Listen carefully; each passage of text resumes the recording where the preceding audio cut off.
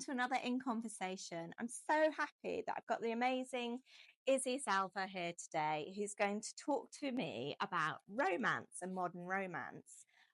Izzy is an incredible floral designer, and I had the pleasure of working with Izzy at Fleur of England about 5 years ago. Izzy, I'd love to hear how you started your business and why you started. Thank you for having me. It's really nice to be back.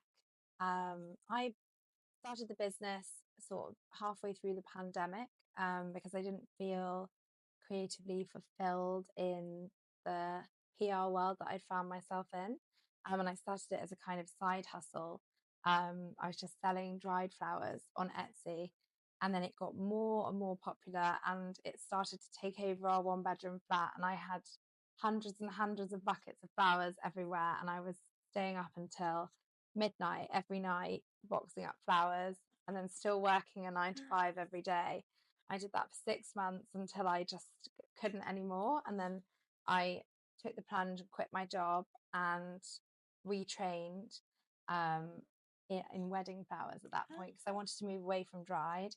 And then honestly, it was just a massive leap of faith. I didn't really know how to do a lot of the big wedding designs that I'd seen, but I started booking in weddings, and that gave me a year to learn how to do everything that I would book. And I just freelanced. I worked for loads of different people. I did 2 different courses, and I just built this amazing network of florists. And that was 3 years ago. That was our first full year of weddings, and now we're fully booked for this year and almost for next year. Congratulations! Yes. Oh, that's fantastic, and that's a really inspiring story to hear as well. And it all kind of came from when we were working together, and we were doing the pop-up for Harrods, and the collection had a lot of flowers in, and we thought, how can we make this more visually eye-catching for the store? And we used a paper like craftswoman in London who made these amazing large scale poppies and cosmos. Yeah. And I think it was from learning through working with her and on such a flowery collection that kind of piqued my interest. Yeah. Oh, so it's full circle. I love that. And the pop-up was really successful in Harrods. I remember installing it and going in, and you'd got all these dried flowers as well. So you were using dried flowers along with these beautiful handcrafted, and they were made out of paper, weren't they? Like craft paper. Yeah. And they're absolutely beautiful. We've still got them in the office now. They're so nice. Yeah, they're still stunning. I do remember that pop-up really, really well, and it was beautiful. And you got these amazing wooden boxes made. Yes, as well, we did, locally in Bristol. Gosh, that's good memory. And filled them full of the green stuff. I don't know what's that green stuff called that you put plants in. Yes, the agri-wool. Yes, we put that in, and then you put all the flowers in, and you did a test in the office, and everybody loved it. I know, it was a really nice time actually. It was a great way to finish a lovely few years. It was and the pop-up was really successful. I just remember we had to take it down just as the pandemic hit. I remember being in London trying to dismantle it all. Oh my gosh, I know. That feels like a long time ago now. Putting hand sanitizer on every 2 minutes and wearing a mask. Yeah, it does feel like I'm glad that's behind us. Yes, absolutely. Well, I'd love to talk to you a bit about romance in particular. So I am a complete hopeless romantic, hence why I design lingerie. I just love the fabrics, the idea of romance, and I'd love to know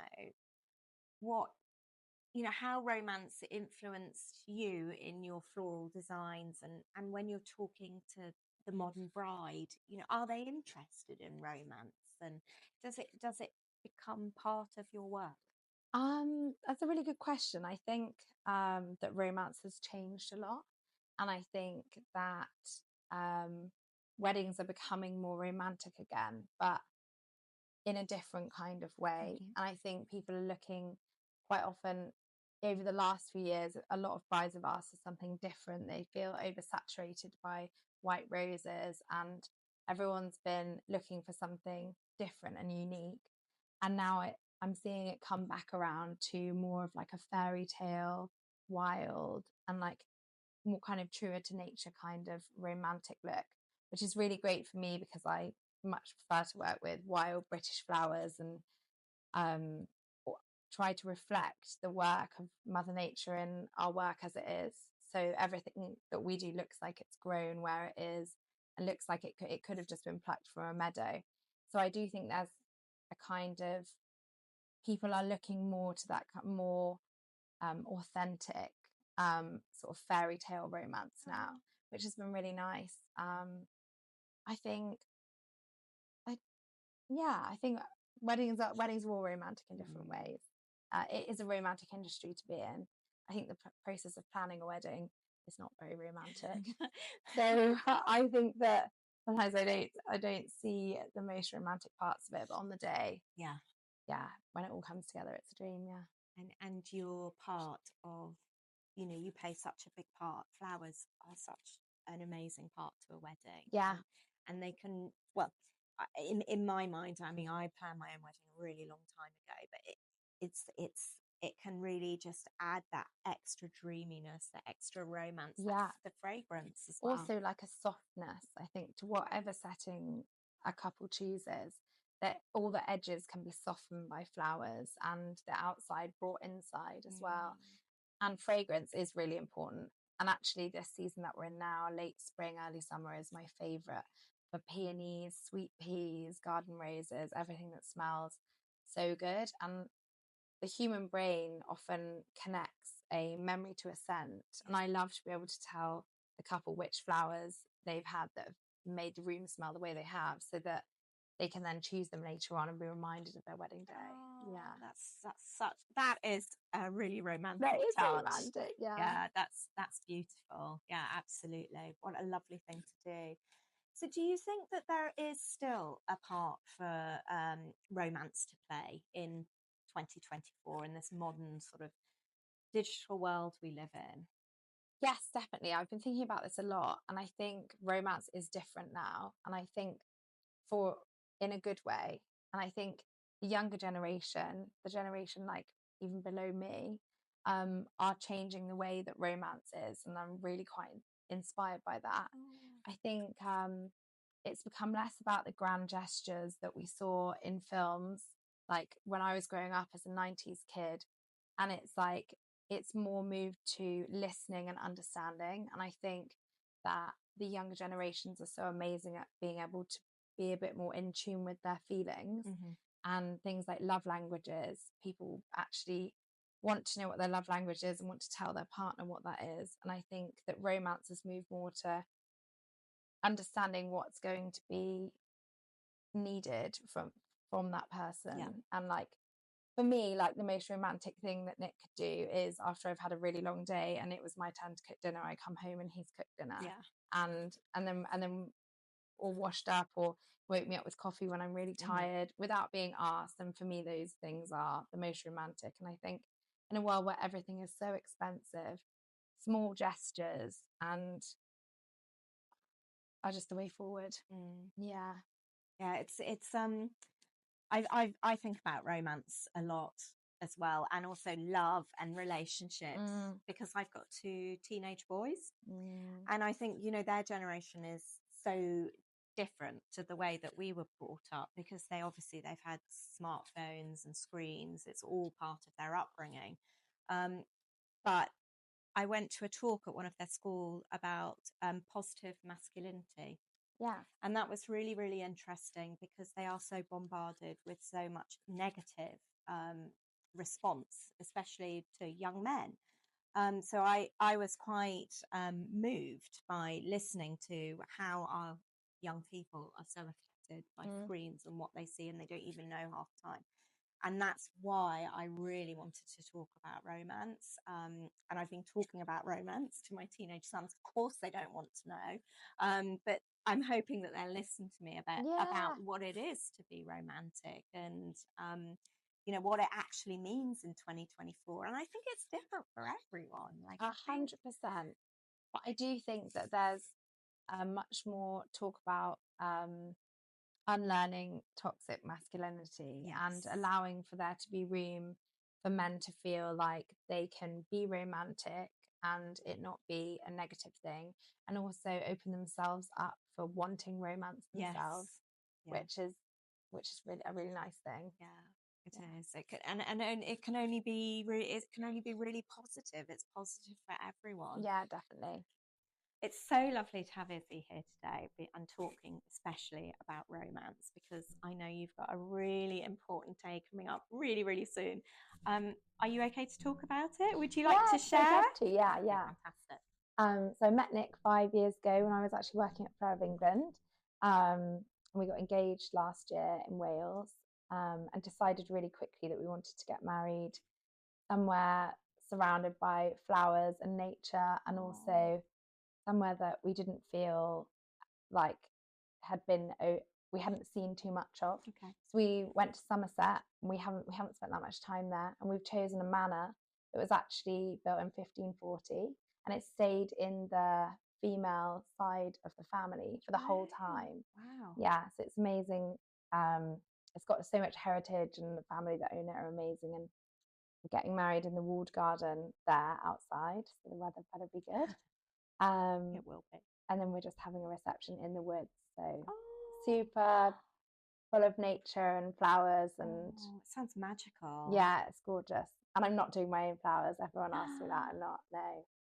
One of my closest friends, who's also a florist, is doing them.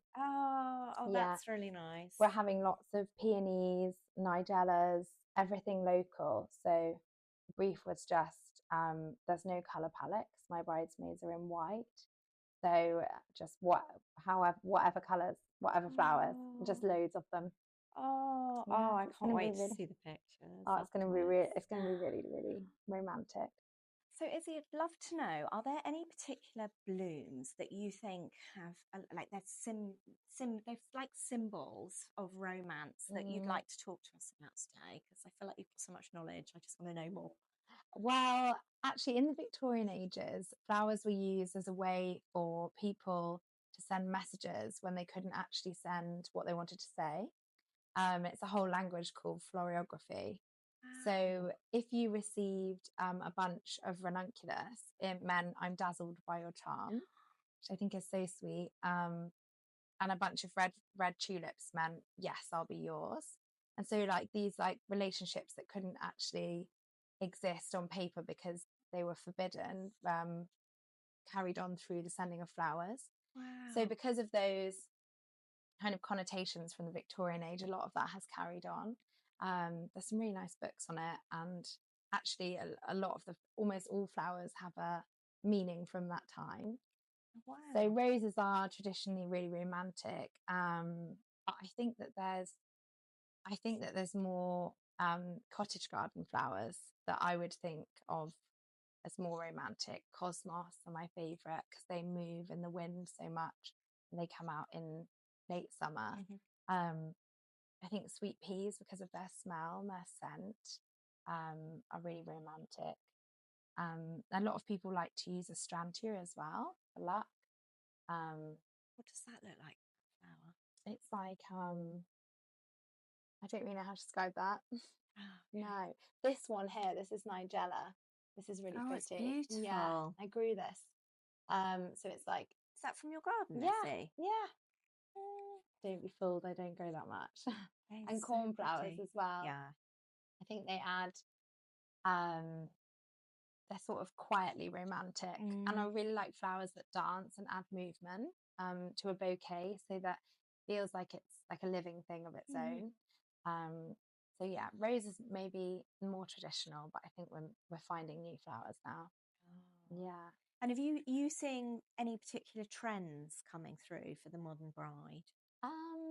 I think no foliage is like, a lot of my brides want only flowers in their bouquets, which is something I really enjoy doing as well. It's a bit more challenging.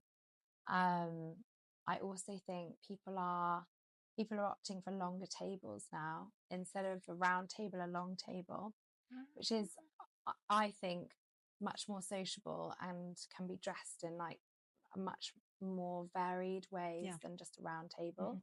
So I hope that we see that carry on. But it looks so beautiful when you look down a long table and there's hundreds of bottles of flowers, and I think they're the main two trends. I've got a few weddings this year where the bridesmaids are all carrying different varieties of flowers. So one bridesmaid has 5 peonies, one has 5 roses, one has 5 cosmos, and they're all carrying the same colour of a different variety. I think we'll probably see more of that next year. Yeah, that's really, really pretty. Yeah, it is, isn't it? It's really, really feminine. Do you have a favourite bloom? I can't. I think seasonally, in spring, ranunculus are definitely my favourite. So gorgeous. And then this season in June, it would have to be peonies. And then in the summer, it's cosmos and dahlias. Yes. And I love an anemone in winter. So I think my favourite changes with the season. It's the season that it's driven by. Yeah, absolutely. I agree with you. Peonies are definitely, they're up there for me because they always blossom around my birthday, and the smell reminds me of my birthday. Well, there we go. You were talking about the scent reminding you of things. Yeah, they have a really lovely scent to them. And they were in my wedding bouquet as well, very long time ago. But yes, they were. Oh, wonderful. Izzy, it's been so great to follow your journey as a floral designer. And when you set up your business originally, I was like, yes, she's going to be amazing. I just knew that you were going to succeed because you're a very, very creative person. And I know how much you love blooms as well. But I'd love to know, do you have a particular event or wedding that you're really, really proud of and you're like, oh, that was just magical? Yes. And it was this year actually. And it was our first big installation of the year at Juiceal Court on the Welsh border. And we did a huge arch outside of a church that just was full of like English foliage and English flowers. And it was the first week of peonies. We had loads of those pink coral charm peonies that are like a bright pink with an orange centre. And the archway like completely swallowed the door, and it looked like it was growing up and out, and everyone said it looked like a fairy tale, which was the brief, and it was just so romantic. So romantic, it was perfect. It looked just like the drawing. So do you actually do you draw some of the designs? Yeah. So when we're doing something that we've never done before, we draw an illustration. I'm not as good as you at drawing, but I have a go. No, I do remember you doing some mood boards and things when you were at Flowering, and they were fantastic. Wow. Oh, that's great. And I love that fact that it's like, it's the craftsmanship that goes into it. It's all that thought, all the process. And you're talking about scent and seasonality and design. And to me, when somebody has the vision to pull all that together to make somebody else has got an idea as well, and you're interpreting that with all of this knowledge, I mean, that's craftsmanship. It really is. It's really special. Right, you make it sound really, really big there, but yeah, it is. I think it's the same as what you do. Taking an idea in your head and being able to make a physical thing out of it is actually, it's really hard. It's really hard, and it takes so much to get something out of your head and then make exactly what you've seen. It doesn't always work. I think it is a real set of skills. Yeah. It's so satisfying though when you get it right. Oh God, it's so good. Yeah. So Izzy, we're both designers in our hearts, and I'd love to hear a bit about what you're seeing in trends for 2024, and do they influence your work, the trends, or do you find that people come with their own ideas and you interpret them, or do you actually see threads of things going through in floral design? I think that floral design takes a lot from fashion as well. And so there's a big trend for bows at the moment, bows on wedding dresses, bows on hair, bows on candles. And that kind of like more ultra feminine, kind of girly kind of look is definitely filtering through into flowers, getting a lot more requests for dainty pink cottage garden flowers because they've got a lot of bows and silk on their wedding. So definitely seeing that as a trend. Also couples prioritizing their budget into one large installation instead of dividing it into lots of small things to make something really impactful and memorable, that is a talking point for guests, and that there's a real like wow moment. Something like an archway or a cloud, definitely finding more of that. Also different kinds of vases. At the moment, a lot of my clients want stone vases instead of glass, as it looks a little bit more like cottage core and a bit more sort of earthy. So maybe variation in vases as well. To be honest, there are a lot of trends, but every couple is so different, every wedding is so different, and I always encourage everyone to choose what is right for them, regardless of whether it's on trend or not. Some things will always be in fashion, but I think it's what's personal to the client. Yeah, definitely. Oh, that sounds wonderful. Thanks so much for having me here today. I think I'd love to know what romance means for you, modern romance. Yeah, well, I think in like my idea of romance 25 years ago is very different to my idea of romance now.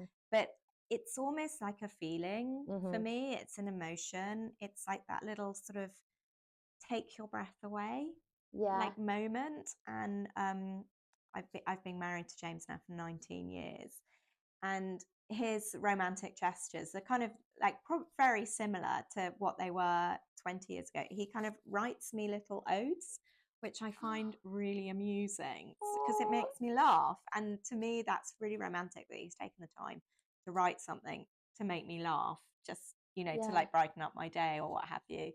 But also having that cup of tea in the morning, that's a big romantic gesture.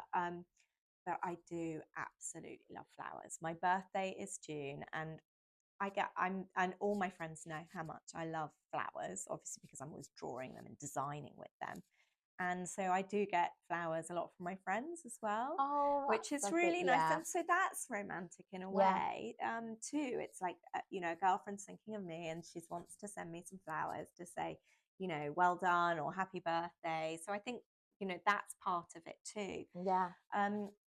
But modern romance is quite different. Like, we live in this digital world, and again, I completely agree with you, Izzy. I think it's the gestures, but also like your love language, understanding that, and how you can complement each other. And I always think that if you give romantic gestures yourself, and you kind of like open your heart to it, that's what comes back to you. I agree. So it's just being open to romance. I also think in 2024, romance doesn't have to be like exclusively to relationships. Like you just said, with good friends, there's like a different kind of romance, like a closeness and appreciation of one another. But there's also a kind of romance in like with yourself. And I think for me, like going for a walk, being outside, like planting seeds, sometimes just after the end of a long day, like lying in my hammock with a podcast and a glass of wine, is a different kind of romance, and also a really important one. It is. It does. I agree with you. It weaves its way into self-care, self-love, doesn't it? I will often buy some flowers for myself as well, because I love that sort of that like idea of, self-love. And it gives me joy to see them. And it's the same, like lying in the hammock reading your book. It's all self-love and appreciation. And that, I mean, I'd be so proud if someone, or we've got some amazing customers out there, but a lot of women buy Flower of England for themselves, as well as men buying for gifts in romantic gestures too. But that's all because, it's the essence of it. It's the craftsmanship, it's the love, the care. And when they put it on, they feel romantic. They have, they're looking after themselves. It's got a good fit, posture change, confidence changes, everything. It's all weaved in together. But the idea of romance is really nice because it's softer. It's not about being really over sexualized. It's got a nice softness to it. And I feel that's kind of what romance like means to me. And softness, that's and that's how I interpret it into my designs. Is I'm crafting beautiful things that thought about and that want people to absolutely love wearing. So Izzy, we worked together just before the pandemic, which feels like ages ago now, doesn't it? Yeah. But I absolutely loved working with you, and I'd love to know, did Fleur of England influence you in any way in your career steps with your own business? Like, how did that experience of being in Fleur of England and small business, did it help you at all? Or Yeah, I think mainly working with such an amazing team of women. We were all women and all creative and all had different things to bring to the table. And everybody worked, we all worked so well together, and it felt so supportive. And I felt so loved by everyone. It made me really want to build a business where I feel like I can offer the same to my team. So that's definitely been a big part of it. That's such a, can I just say, that's such a lovely thing to say. It's true. Like, just, oh, I'm going to get all emotional here, but I always think, you know, everyone who comes to Fleur of England, they're like, we're our own little family. Yeah, really are, really are. I've never had a job like it before or since. And I also working with you and seeing how you would take like a photo that you'd seen or like walked past something in the street and been like, look at this lovely picture of this flower, and then like 6 months later you've turned it into like an amazing piece of lingerie, was so inspiring to watch and see you at work and see you like, sometimes we'd be having like full conversations around you and you're like sketching away, and it's like you're just like completely inside of it, and it was amazing to watch somebody creative so good at their craft. Oh, thank you, Izzy. No, well, I I can see that you are going on and blossoming totally in your career path as well, and you've got an amazing business. But it's interesting what you just said there about how I'd literally be walking down the road and I'd be inspired by something, because literally, that is what happened with this collection I have this is here. so gorgeous. So this is Eva, and although we live in central Bristol here, there are some lovely magnolia trees. Yeah, I can think of a really big one. Yeah, just down the road. Just down the road. And that is literally the tree that I sketched in this design. Yeah, this is so gorgeous. I can tell actually it's magnolia. Do you know you can eat magnolia petals? No. Yeah, they're really good for you, and they make a really nice tea. Do they? Yeah. Oh, well, next spring we'll be all out harvesting magnolia petals and making tea. This is absolutely gorgeous. I can see the magnolia in there. Oh, thank you. I love it. I love the green. Yeah. The green is lovely. Yeah, it's quite different as well. Yeah. Oh my gosh. Taking one you of a back to the kind. lingerie Yeah, it is. Still have all my Flower of England, pride of place. Oh, thank you. And thank you so much, Izzy, for coming in today. Oh, it's been my pleasure. You're so busy with your wedding, and it's wedding season at the moment as well. So thank you so much for making the time to come and see us. Thanks for inviting me. It's been really lovely. And Maple. Yes, she's fast asleep.